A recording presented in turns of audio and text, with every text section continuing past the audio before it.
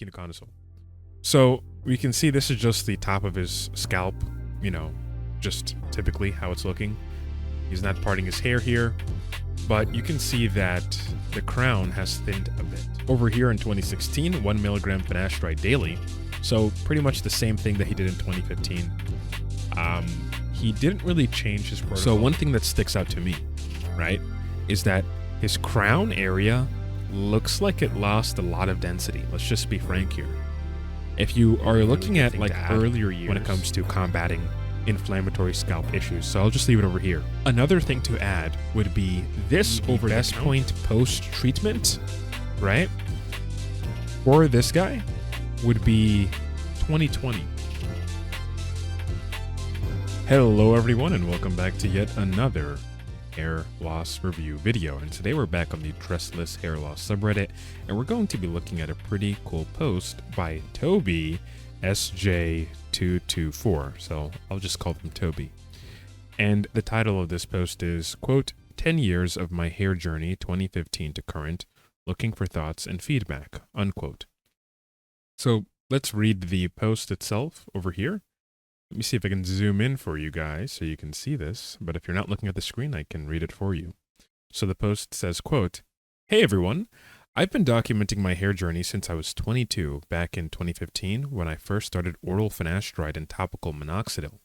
It's been 10 years now, and I wanted to share progress photos of the top of my head, middle part, and temples. For more context, my hair has been thinning since 17 years old, and I'm now 32. Each image is labeled with the year and my treatment regimen at the time. I'm posting this to show what my journey has looked like over the decade, reflect on what treatments have helped or haven't, get feedback and advice from the community. A couple questions I'd love your input on. 1. How does my hair look year over year, especially 2025 compared to earlier years? Do you notice any gains, losses, or general stability? And 2. Is there anything else I could try to improve growth or reduce shedding? I've been shedding more than usual this past year, and it's starting to worry me. Current treatments: 1 milligram oral finasteride daily. Been on this since 2015. I feel like this has been the most important treatment in my routine. 2.5 milligram oral minoxidil daily. Started with 0.625 milligram in 2022 due to concerns about blood pressure. Gradually increased to 1.25 milligram and then to 2.5 milligram since November 2024 per dermatologist recommendation.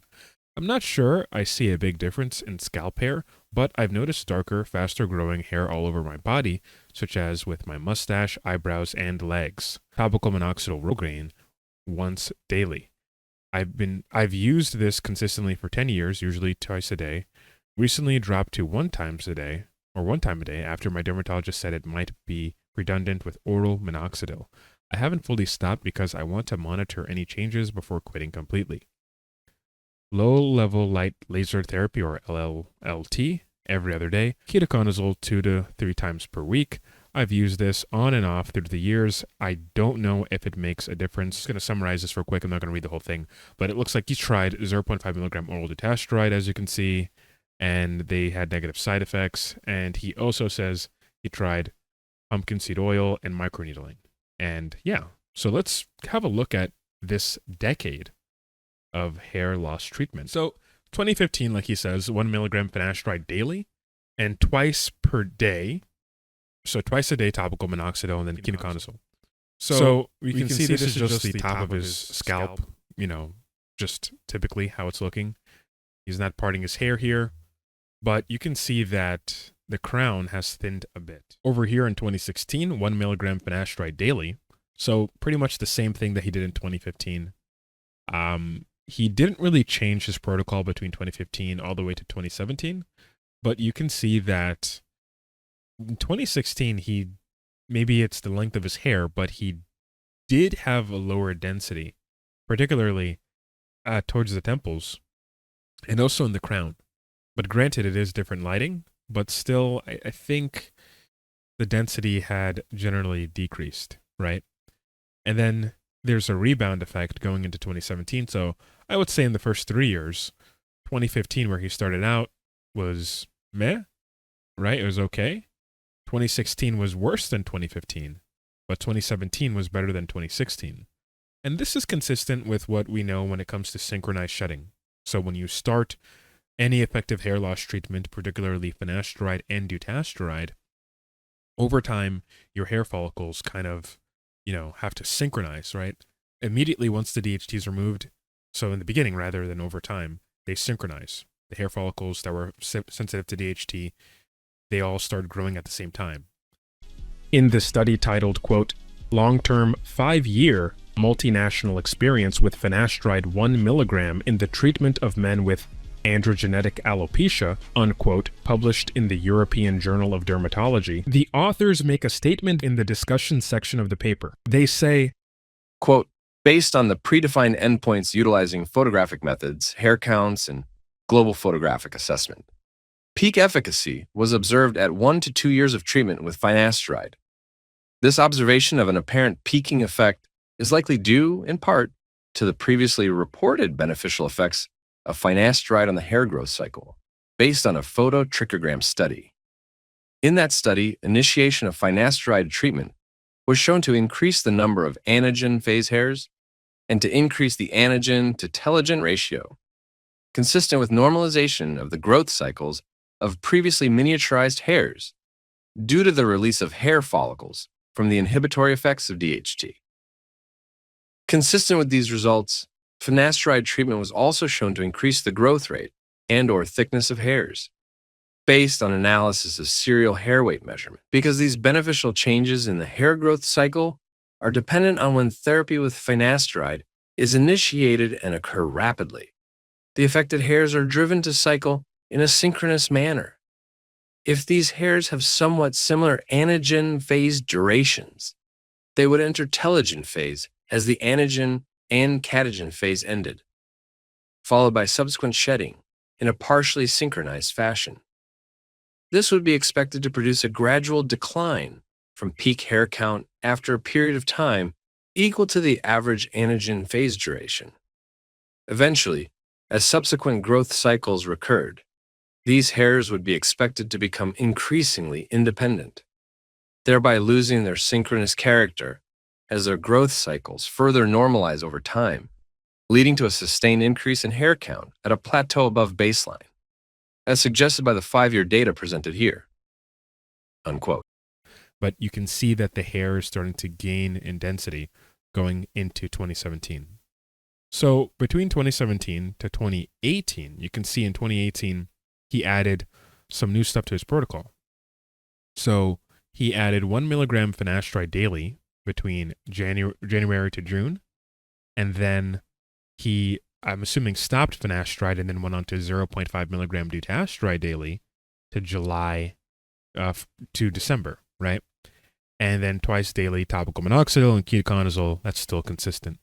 But over here, 2019, he states that he stopped dutasteride and then resumed 1 milligram finasteride daily, and then the twice daily topical minoxidil and ketoconazole.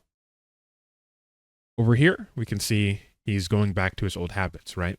So 2019 and 2020 is pretty much what he did in 2015 all the way up to 2017. So in 2019, like we said, he stopped DUT, 1 milligram finasteride daily, twice day topical minoxidil, ketoconazole, and 2020, 1 milligram finasteride daily, right? Twice daily topical minoxidil, ketoconazole. Okay. So that doesn't really change between 2019 all the way up to, I want to say, yeah, between 2019 to 2021, he's pretty much doing what he did 2015 to 2017. So over here, as you can see over here on the screen with the cursor, if you're not looking, I will describe it to you. 2022 is when he implemented oral minoxidil. So this is 0.625 milligrams of oral minoxidil. So they started this, he started this September, right, of 2022. Just to commentate real quick of his hair loss, right, 2018 and 2019. Okay, so 2018 looks better than 2017, but comparing 2018 to 2019, you can see that there's a bit more scalp in the crown area. However, the midsection and hairline area looks a bit more thicker, looks a bit more dense. So this is kind of in line with the whole synchronized shedding, right? where even parts of your scalp will shed, hair, and other parts will grow, right? And sometimes it can be a bit more dramatic in individuals. So, that's not too bad. But I would say going into 2020, you can see how his scalp generally improved, right? You have less showing of the crown. You have a thicker midsection and like hairline area, right? But then between 2020 to 2021, if you're paying attention to his hair, you can clearly see the crown thinning out, right? Like, and then, you see a little bit of scalp in the midsection too. So he did lose some density in the crown area and midsection. But also going into 2022 from 2021, you can see that generally speaking, in the crown area and the midsection, he's lost some density. And the hair itself looks like it lost a bit of weight too, right? Proceeding to 2023 though, you can see that the midsection kind of, retained itself a bit and the crown has lost density. 2023 to 2024, right? This is where he increased his oral minoxidil use to 1.5 milligram oral min daily between January of 2024 to November of 2024. And then from November 2024 to December 2024, December, technically, so November all the way to now, right, being this month is June. But although I'm recording this July 1st, 1:34 a.m., from December 2024 to June 2025, he had gone up to 2.5 milligram oral minoxidil daily. So one thing that sticks out to me, right, is that his crown area looks like it lost a lot of density. Let's just be frank here. If you are looking at like earlier years, let's just say 2015, for example, right? His crown looks a bit thicker. And even, I'm not going to lie, even the hairline area, like over here, right? The frontal area was a bit stronger. But his crown lost a lot of density compared, when you go to 2024, you can see that, wow, he lost a lot of density in his crown.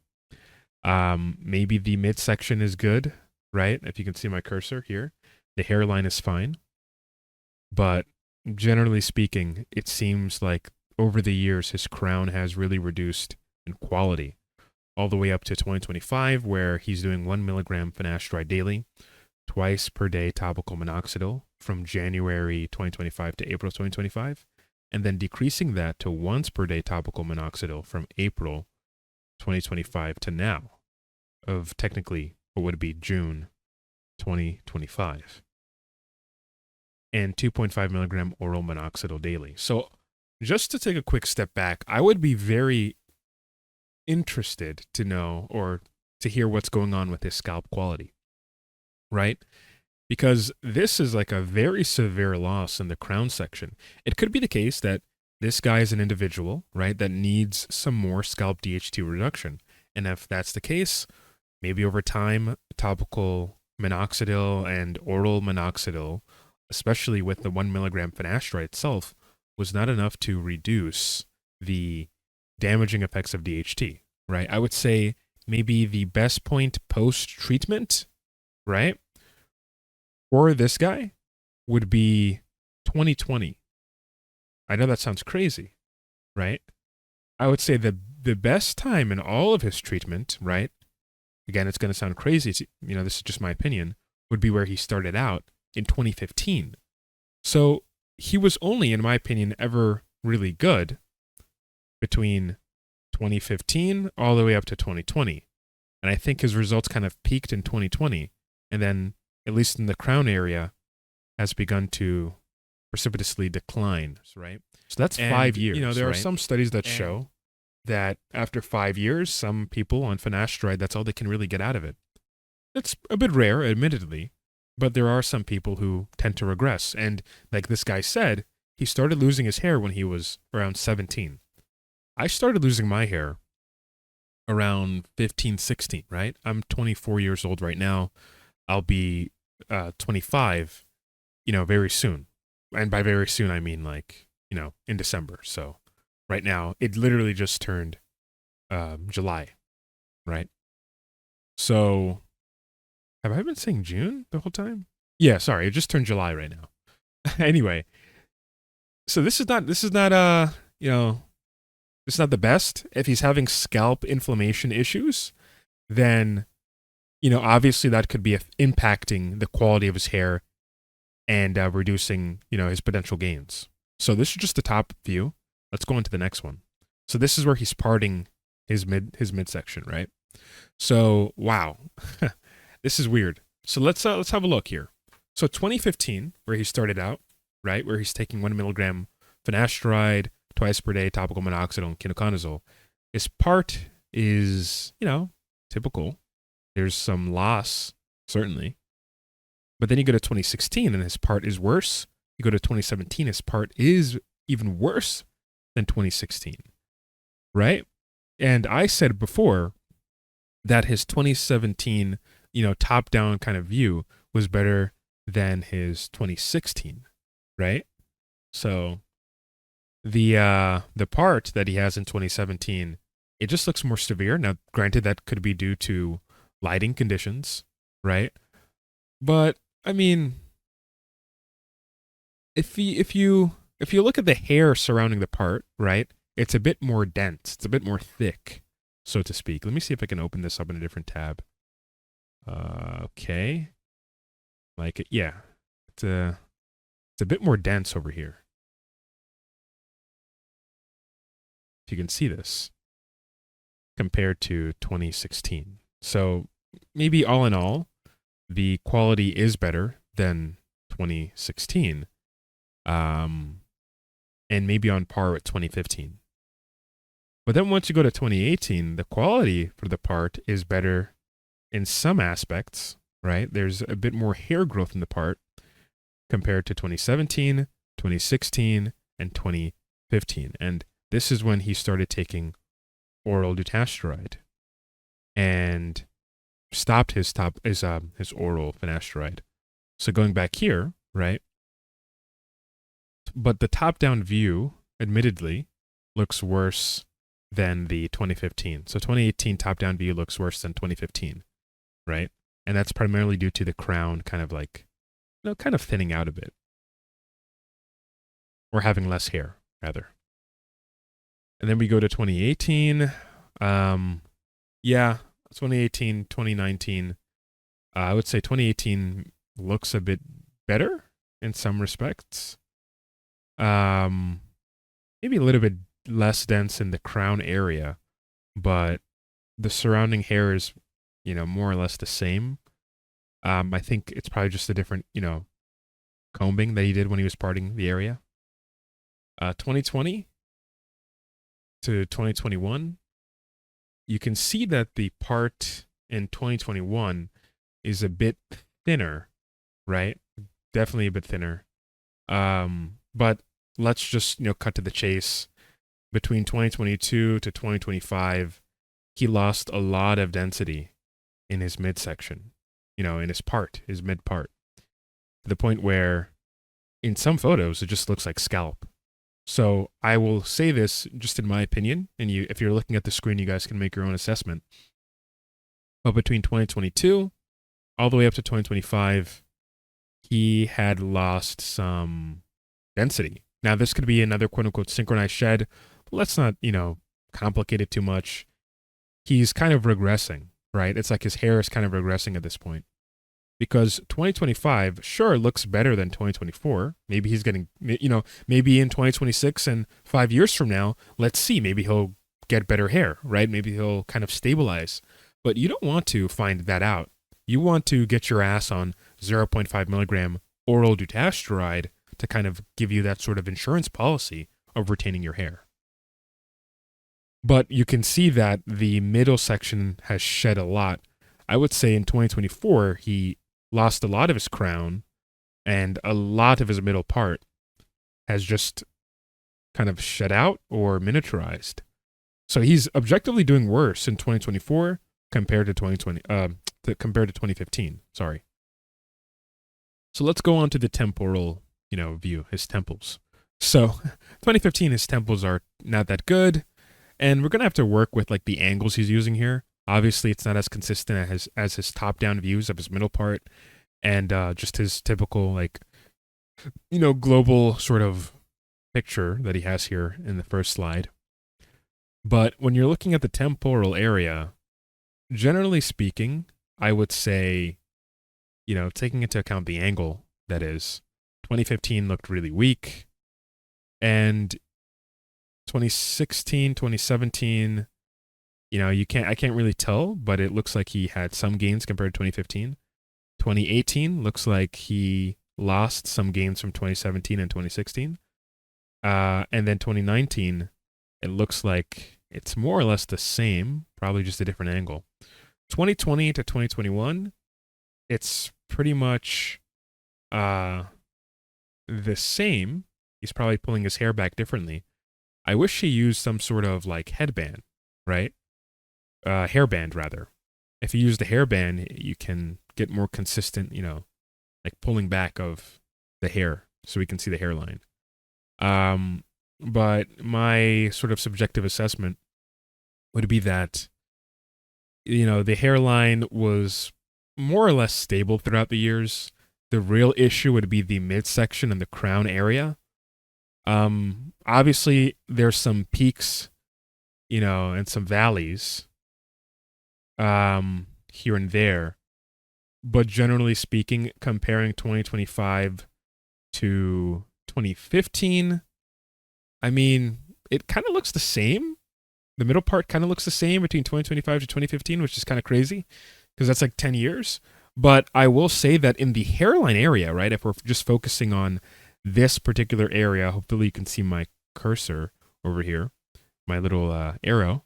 In this area, the hairline or the hair that's growing over there has thickened up a bit compared to 2015, right?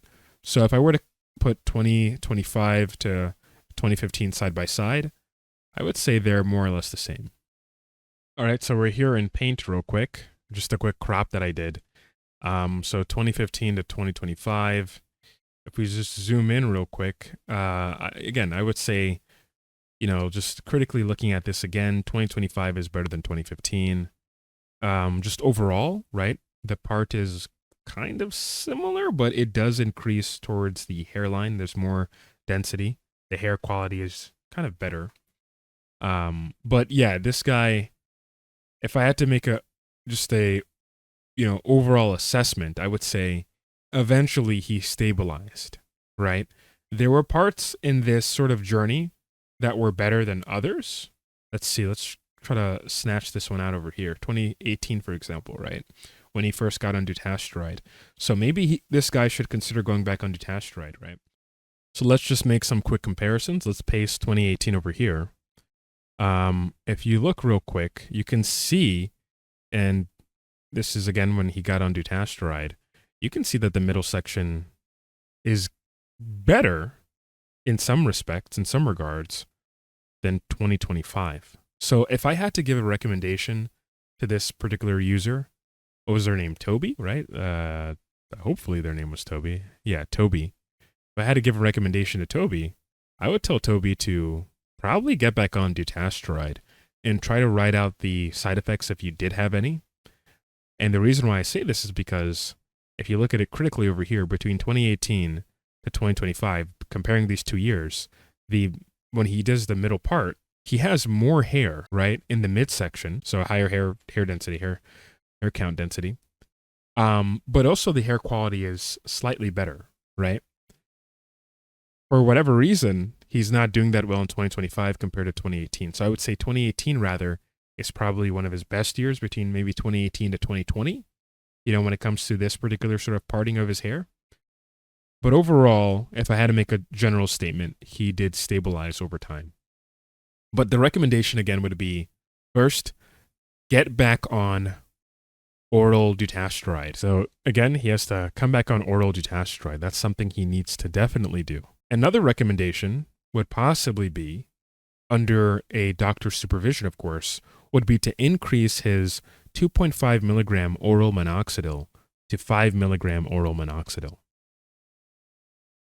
So we have 5 milligram oral minoxidil over here. That's definitely something he can consider doing, so long as he's under a doctor's supervision, in my opinion, and getting his heart checked, every 3 months, I would say, in the first year, and then after that, every 6 months, moving there on out. And then another thing I would also kind of, recommend, again, I'm not a doctor, I'm just a guy that geeks out about this nonsense a lot. Instead of using ketoconazole, I would use cycloporox shampoo. Cycloporox is a very effective antifungal, anti-dandruff shampoo. It's a good topical to incorporate if you're having fungal issues like seborrhoeic dermatitis or lots of dandruff. Definitely, it would be something to replace ketoconazole with. Now, ketoconazole, you can get it over the counter at 1% concentration from the Nizoral brand. But, to be honest, I think even going up to 2%, some people complain about having a dry scalp afterwards. Cycloporox, in my experience, doesn't really have that sort of issue and does tend to combat, in my experience again, the antifungal it has good antifungal properties compared to ketoconazole. And I've consulted, I've done consults with over, I want to say maybe 600 people now, right? And generally speaking, ketoconazole is trash compared to cycloporox. Again, I'll leave some sources in the description for you guys to go check out, but that's just my assessment. Now, another thing that might be a bit too experimental, right, to be honest, but definitely it has its use, would be, maybe not too experimental, it's not unusual by any means, is a topical vitamin D analog called Calcipotriol. I'm going to paste this bad boy over here. Now, I use this as part of my anti-inflammation protocol. Again, this is something that has to be prescribed, similar to the cycloporox, similar to the 5 milligram oral minoxidil, same thing with the 0.5 milligram oral Dutasteride. Now, Calcipotriol is a vitamin D analog that's good for reducing inflammation, particularly in the conditions of psoriasis, but also it has some sort of off-label use in eczema and seborrhoeic dermatitis, and also alopecia areata. This is something that's really, really good for those particular conditions and just to kind of like test out, right? Now, if you have an allergy to it, obviously don't use it. You would have to do some sort of allergy test, maybe like a skin test, applying it to your hand and seeing what reaction might be elicited. But if there is none, you should be good, but definitely do this under a doctor's supervision. I use this personally, maybe once or twice a week, sometimes 3 times a week. It does have some good data when it comes to daily use for long periods of time, so long-term use, and it doesn't have that sort of skin thinning effect, or at least a dramatic skin thinning effect compared to corticosteroids like Clobetasol propionate, right? In fact, this is used with corticosteroids to sometimes reduce the skin thinning effect or to inhibit it, right? So you kind of get the best of both worlds, 2 potent anti-inflammatory sort of topical drugs. But yeah, Calcipotriol, this particular brand over here, is definitely a really, really good thing to add when it comes to combating inflammatory scalp issues. So I'll just leave it over here. Another thing to add would be this over-the-counter, shampoo over here. It's the Nizoral brand called the Psoriasis Shampoo Conditioner, right? It has salicylic acid 3%. That's something that you can possibly add. Definitely over-the-counter, using this twice or 3 times a week can definitely help improve your scalp care, right? Going back to Calcipotriol, though, I wouldn't use Calcipotriol on a wet scalp. Definitely, this is something you'd use on a dry scalp, and you would just leave it on. Maybe you do it at night, or maybe in the morning. I would probably do it at night, as I do typically use it at night, and then just kind of wash your scalp in the morning. There isn't any sort of residue from this, though, the calcipotrine sort of a topical solution. But this over-the-counter over here, this Nizoral Psoriasis Salicylic Acid 3% shampoo and conditioner, very good, right? So what else can I say for this guy, what he can possibly use to kind of, remedy and upgrade his scalp care, right? Maybe that can increase some density in his middle part in the 2025 going onward, right? I can't think of anything else at the moment, but I would probably run this for the time being. So now there is the possibility that he could use something like MCT oil. Let's shrink this down a bit. That is a bit too huge. Let's correct that right over here. Yep. He could use something like MCT oil that's actually good for the hair shaft itself, right? And also good for the scalp.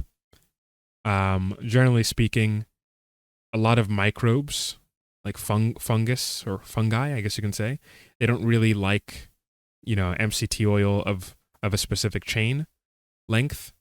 I can't particularly recall that right now in this sort of reaction, but this brand itself over here is pretty good if you are to just apply this to your scalp, a dry scalp, every now and again, maybe like 4 times a week, 3 times a week. Depends on the environment, surely. But this can definitely help even if you apply it to the hair itself, right? And everyone has different hair types, but MCT oil is generally good for most hair types, right? So yeah, that's something I would kind of recommend, this guy look into, right? Let's just run it off real quick. First, the Cycloperox shampoo, 1%, 0.5 milligram Dutasteride, 5 milligram oral Minoxidil, Calcipotriol or calcipotrine, 0.005%. Maybe just, once a day use, right? And then the Nizoral psoriasis shampoo and conditioner. I would probably use this alongside the Cycloperox shampoo. Definitely, again, when you're in the shower, you have to wet your hair first. You have to wet the scalp first, right? And then thoroughly lather it in, right? I would probably use the Cycloperox first, right? And then afterwards wash it out and then use the Nizoral shampoo over here, the psoriasis conditioner. So number 2, right? And then after that, just treating your hair better, the hair shaft better, using MCT oil. So all in all, I think this guy maintained. That's my final verdict, just looking throughout these photos. But I do think his middle part, right, in 2018 was better than his 2025, middle part. But overall, he maintained. If you just look at the general progression of his sort of hair loss, right? Overall, he maintained. But it does look like he can possibly regress. Let's not wait to find out if you are in that camp of people that lose hair, right? After 10 years or 5 years, the best thing to do would be to switch to Dutasteride to realize, okay, what else you can do, right? If you are losing hair on Dutasteride still, that probably points to something outside of androgenetic alopecia. It could possibly be seborrhoeic dermatitis, microinflammation around the hair follicle, or you could have another condition entirely that's a bit more concerning, but can definitely be addressed with something like corticosteroids, or maybe you have, some sort of weird, alopecia areata distribution, right? Which could be solved with JAK inhibitors or, again, corticosteroids or this vitamin D analog. But that's sort of my ad hoc review of this particular individual. What do you guys think? I know it's a bit of a long video. I will have to cut it up because I did stutter sometime in this video. There were some parts where I was just like stuttering and rambling like I just did right now. But that's it for this video. Thank you guys for watching. Hopefully it has been informative, and hopefully it can help you guys sort of also navigate your own hair loss journey. Again, I do consultation, non-medical consultations, where I can give you similar advice, right? So long as you have some good quality pictures and whatever other data you would like to supplement me with in trying to help you. You can find my ZCal link in the description below or in the pinned comment section, either or. And if you want to reach out to me there and get a consult, I'll be happy to do it. So that's it for the video, and see you on the next one. Peace out.